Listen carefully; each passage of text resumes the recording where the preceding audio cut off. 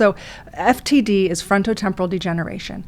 It affects the front part, the frontal lobe, and your temporal lobes. And, your frontal lobe is like how we show up in the world, decision making, how we have empathy, sympathy, just for others.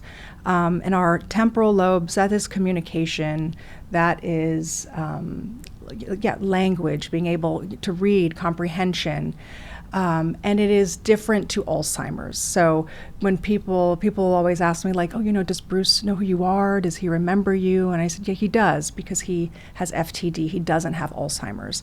And I think that's really important for people to understand that this is affecting a different part of the brain, just like Lewy body, or, there are so many other different forms. FTD can affect people in 3 different ways: language, movement, or behavior.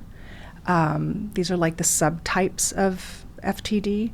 Bruce has primary progressive aphasia, which is known as PPA, FTD PPA. So for him, I started noticing just his stutter. He had a severe stutter as a child. Right, I remember reading that. It came back. And it started to come back. And, like never in my wildest dreams did I think that this was a symptom of a young onset dementia. But a doctor at UCSF, his name is Dr. Bruce Miller, he's an incredible neurologist. He said, some of the things to look out for is that, if you are in your 40s, 50s, 60s, when you should be very grounded in your life, you're holding a job, you're raising your family. If you start seeing someone change, their personality or shifts start changing so drastically, that is a change in the brain, and that needs to be addressed.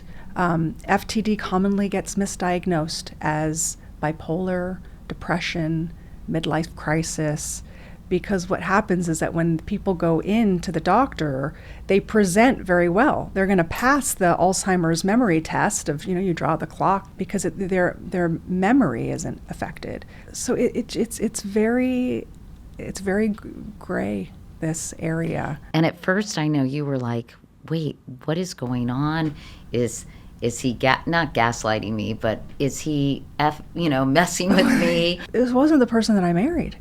Bruce was very different, and I just couldn't put my finger on it, but there just comes a point where you have to sort of take the bull by the horns and be like, enough is enough. Like, in your gut, your person better than anyone, and you have to know that it is okay to advocate. You need to raise your hand, you need to get to the doctor, and you need to have your doctor listen.